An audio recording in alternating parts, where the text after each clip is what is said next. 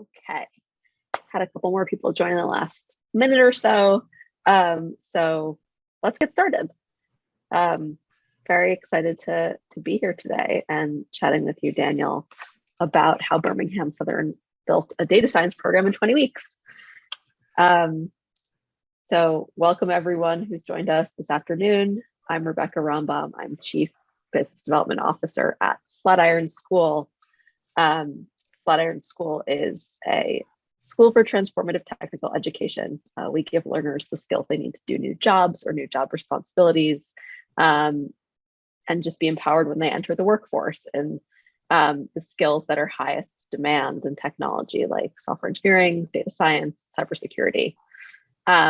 We partner with corporations as well as universities to bring those trainings and that curriculum to their institutions, and have been fortunate enough to partner with BSC for the last year, and we'll be doing so again next year to bring a data science program to their campus. So I'll let Daniel introduce himself, but most of this half hour is going to be Daniel talking about BSC's experience and me just asking the question. Thank you, Rebecca. I'm Daniel Coleman. I'm the 16th president of Birmingham Southern College. I am not from higher ed originally. I spent 31 years in finance, most of it on Wall Street, and I moved back to my hometown about 4 years ago. Data science has been very important to me in my career, and I came back and realized just how important it is everywhere. And so it became a real passion of mine as I became president of Birmingham Southern on how to, I would say, integrate it into liberal arts curriculum, because I thought it was so important. I'll stop there. But my background, I was an English major in college. I have a master's in business from the University of Chicago in statistics, and I have a 30-year career.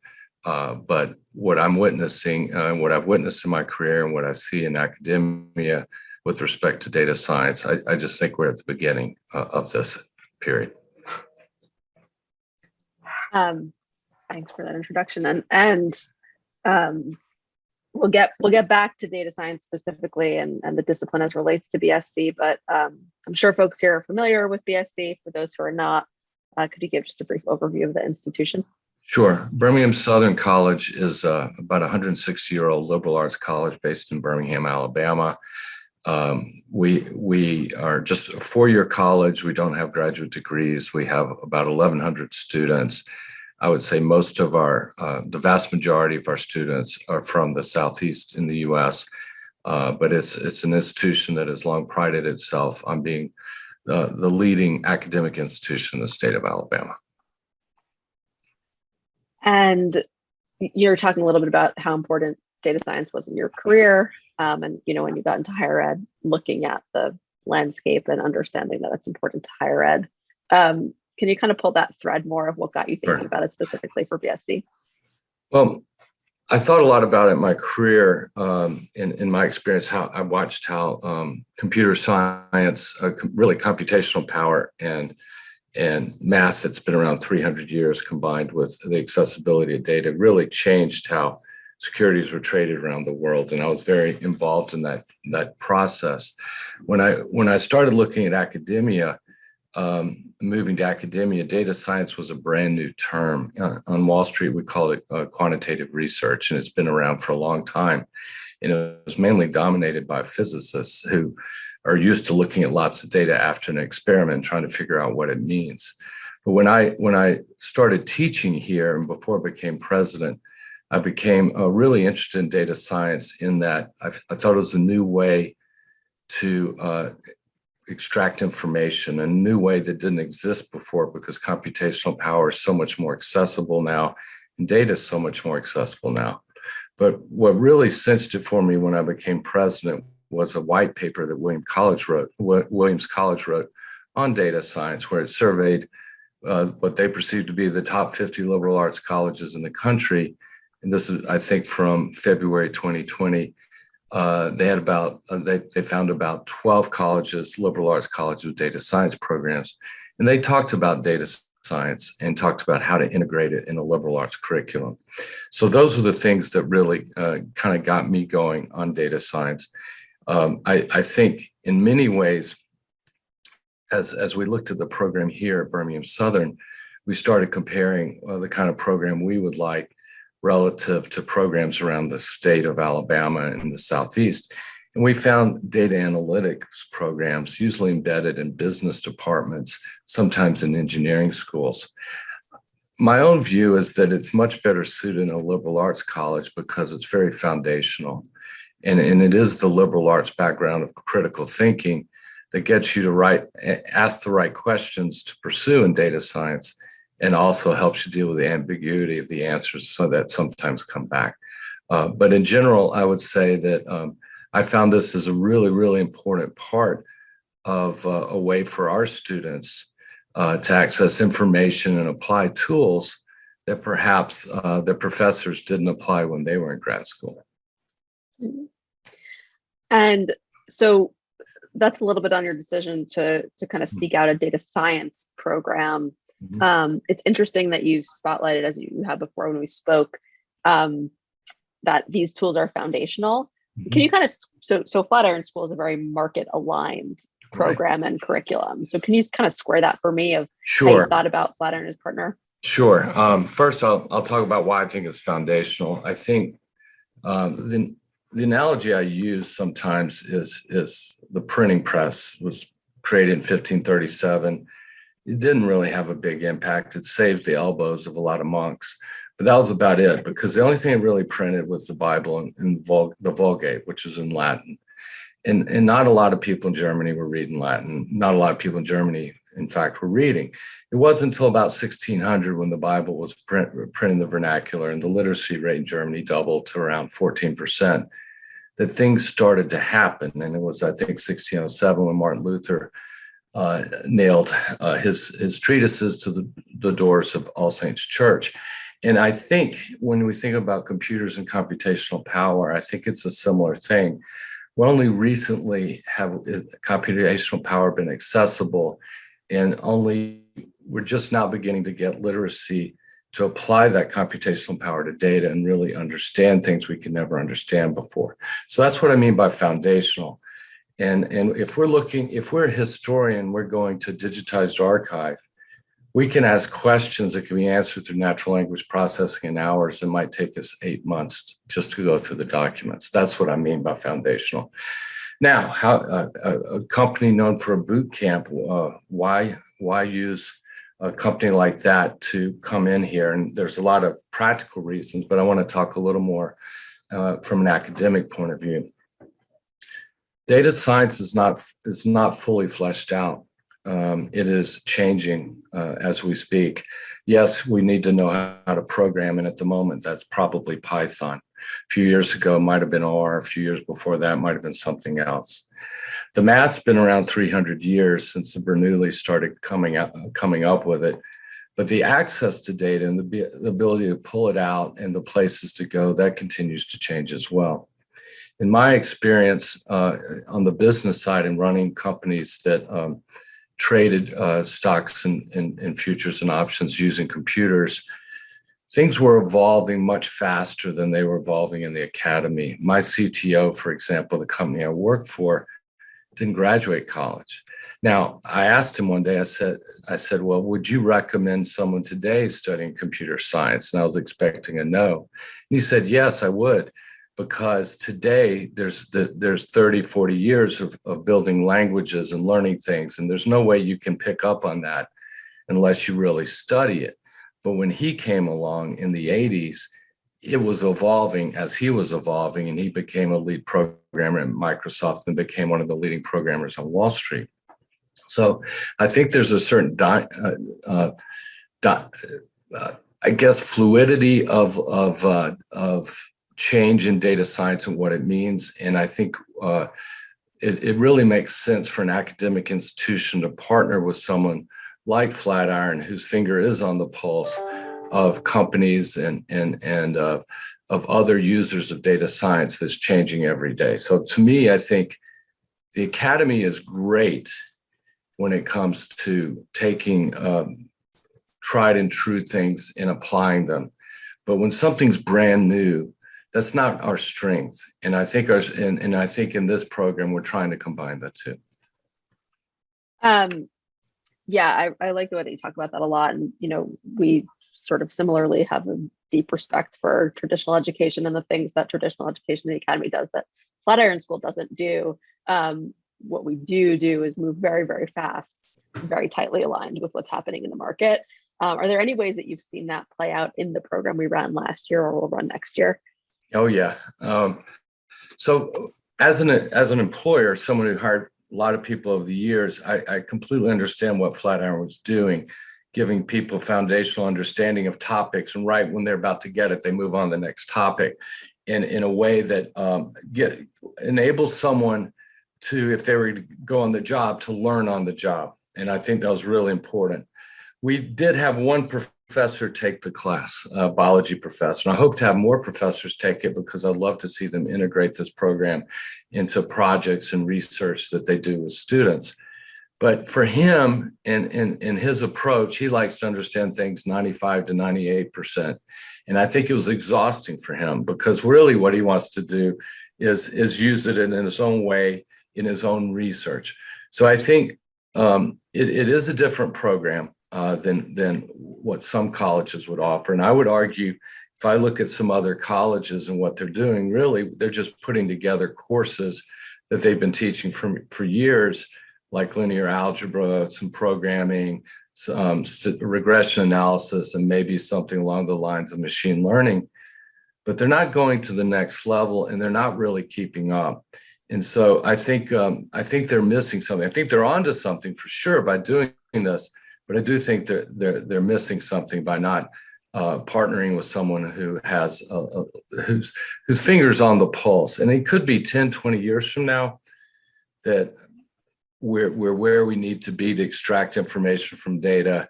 And maybe it can be more of a traditional academic course like computer sciences today. It could be that way, but it's definitely not there yet. Let's shift gears a little bit and talk about kind of the operations and the stand-up. You all chose specifically to have the program bear credit as well. Can you talk about the considerations you thought through in launching a new program and why look at partners? Sure. Well, we wanted to do it in the summer for a couple of reasons. Those were the first consideration. It's an immersion program, so it's kind of hard to do during the semester, 9 to 6 every day, about 15 hours work a week. It's pretty intense, and it goes through effectively 4 courses. And then our 5th course for our students is an internship, 10 hours a week at a company in Birmingham or Huntsville to apply what they've learned, and that's under supervision of our head of computer science department. But when we were thinking about it, I think summer just made sense from that point of view, and summer made sense from another point of view. We're a liberal arts college, but we've always had a tradition of developing the workforce of Birmingham and Alabama. And there is a real shortage of people in this state who have data science experience. There are 1,100 job openings last year in Huntsville and Birmingham alone. And we're trying to invite people who are not BSc students also to participate in the program in the summer. We're not sponsoring them for internships, but I'm sure when they go through the program, they'll be able to find opportunities. We had a fair at the end of the program where our students presented projects. We probably had 75 different employers come. So it's a way for us to raise our profile in our community, help our community solve a problem. These were things going on in our mind that we wanted to achieve with this. Now, the logistics of the decision, well, starting with Flatiron, this all went back to a conversation I had with someone who had worked on a program at Northeastern University to set up a computer science program. And he explained to me that they're able to do it without a lot of upfront investment. And we don't have a huge amount of resources to start a new program, and especially to start one right away. And I think we need one right away. So this was a real key consideration. Northeastern had worked with a for-profit company to set up a program. I can't remember which one it was, but they worked with them. And then over time, they just integrated the program into the college. And to be honest, that is our initial idea, is to eventually integrate this program in the college. But what I said before, I really believe that partnering with Flatiron is really important to keep us on the cutting edge as long as this is evolving so fast. So I would argue that maybe we won't integrate right into the college, or not completely in the college for some period of time. And I would also argue there may be other courses that we want to get into that fit liberal arts education that we will want to partner with someone like Flatiron. Now, we chose Flatiron for a couple of reasons. One, actually, they were the easiest to work with, and I'm not just saying this. We talked to 3 or 4, and Flatiron was by far the easiest to work with. Over time, I got to appreciate Flatiron's reputation. I know they did a program for Harvard Business School. I also know they do a program teaching software development at Yale, where I went to college and where I've got 2 kids. And I asked him about that. I said, why is Yale hiring Flatiron? They must have 50 people in their computer science department. And the program's a summer program for students who want to learn how to program a computer, but are not computer science majors.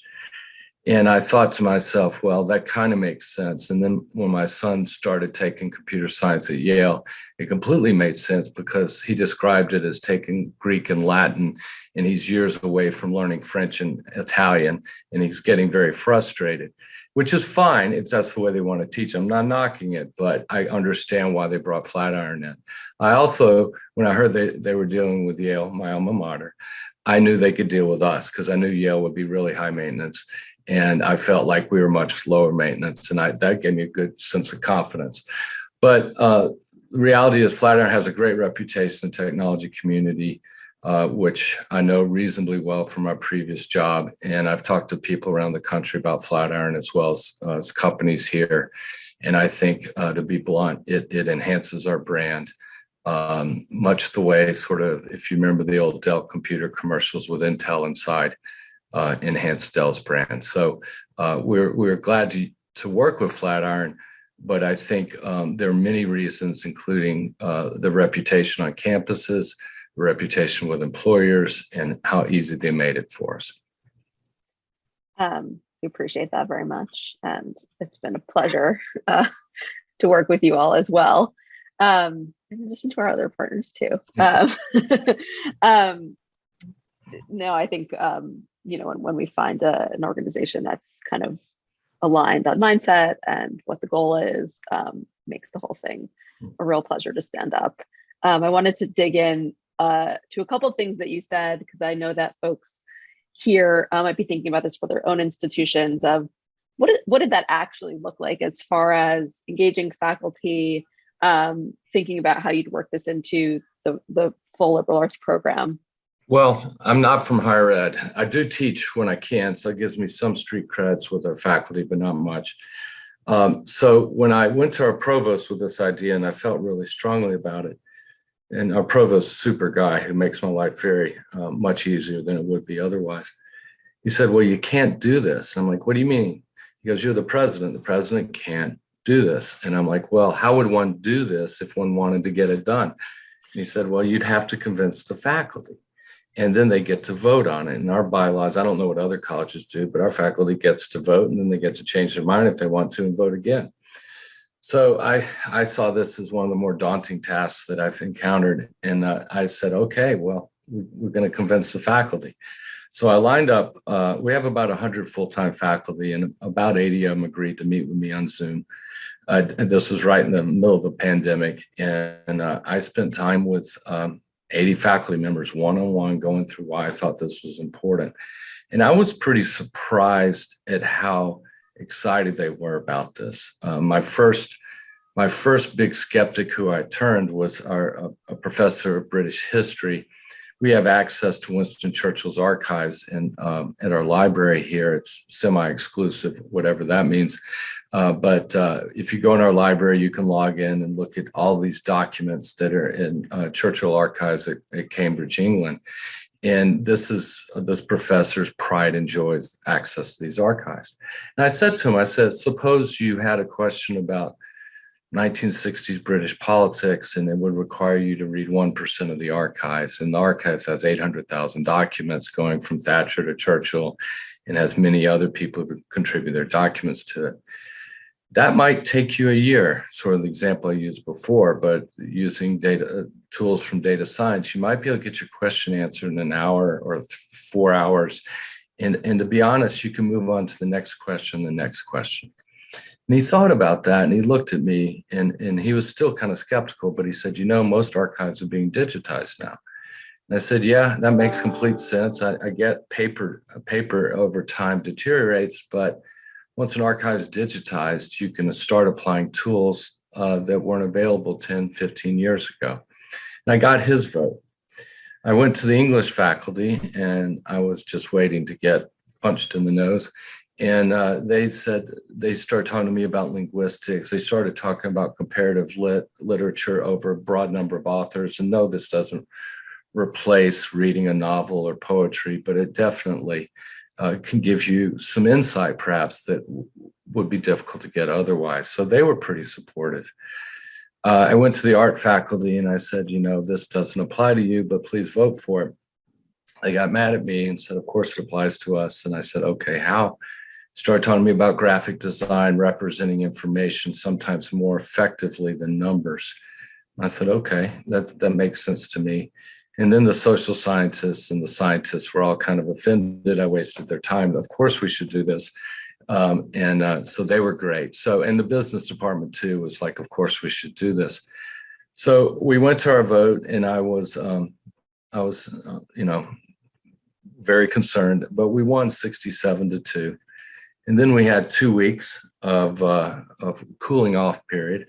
And I had created my own white paper for the data science, and I was about to release it. And I had received very good advice from my head of computer science not to release it, only bad things would happen. And so that paper's never seen the light of day. And we won our second vote, 59-2. I'm not sure why everyone didn't vote, but I'm told to win in that landslide in higher ed is quite the landslide. And so I'm very grateful. I know those two people would probably vote against anything I propose, so I'm very grateful for that. But what it means to me, more importantly, is that our faculty buys in, that this really is a tool that should be embedded in the liberal arts. And it's a tool that our history faculty, our political science faculty, our business faculty, our chemistry faculty will one day eventually use, and quite possibly one day, maybe 10 years from now, the faculty we interview will need to know this. So in any case, that was how the process worked. But I think the buy-in from the faculty, I think, was really important in so many ways. But for this to stick long-term, it had to happen that way. I'm so glad that you talked through that, because I think that also really demonstrates the way that just very tactically and specifically these kinds of skills fit into the liberal arts education, liberal arts tradition, and kind of lock in as a complement. I think we have about 5 minutes left, and you've talked before about thinking about how this program evolves over time. To your point, maybe we don't kind of integrate it into the college curriculum process, but maybe we actually continue to have an external party with an evolving curriculum. Can you talk a little bit about that? Sure.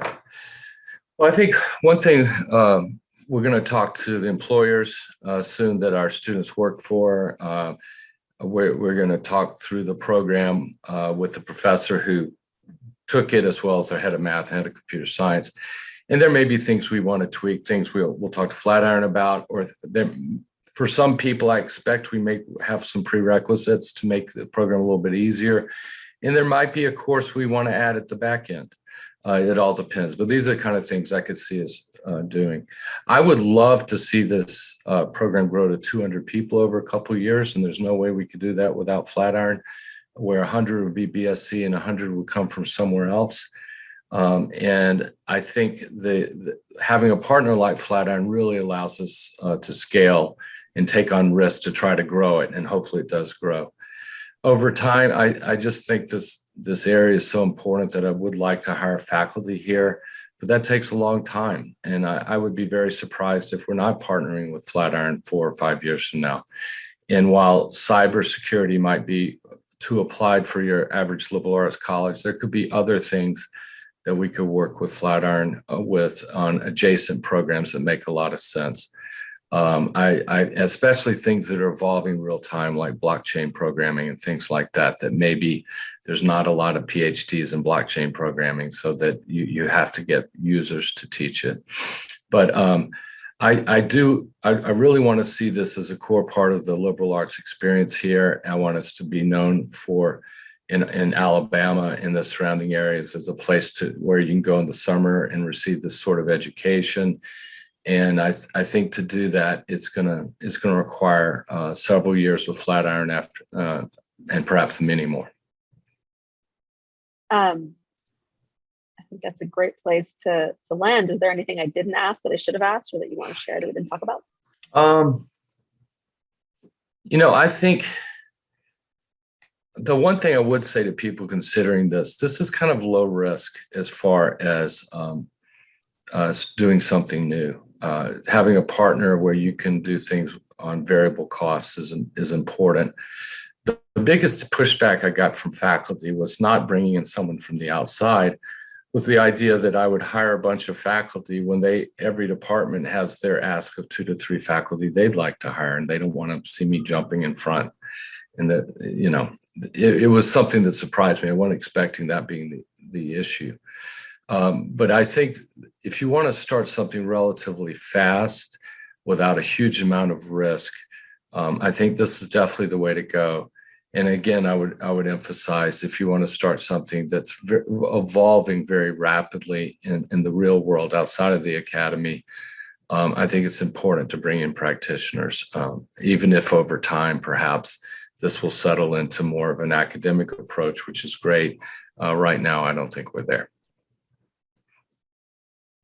Thank you so much for joining us, everyone who's joined on as a participant. Daniel, a true pleasure, always a pleasure. And folks who've been on the call, if you're interested to chat more about what these programs are or do, I think there's a whole bunch of ways to contact us through this booth. Daniel, any way to connect with folks who joined us today? Yeah, I think if anyone has any questions on this or wants a reference, you can reach out to me. Easiest emails, president@bsc.edu. But I'd be glad to talk about it to anyone directly, or you can reach out to Flatiron. I'm sure they can get a hold of me too. But it was a pleasure to talk about it, and I think it's been a great success for us. Appreciate that a lot. And yes, you can reach out to Flatiron or me at Rebecca@flatironschool.com. I do not have an email like president@flatironschool.com, but we will be able to get in touch and share the experience that Daniel or other partners have had. Thank you so much. Have a great afternoon. Thank you, everyone. All right. Thanks for joining us. Bye.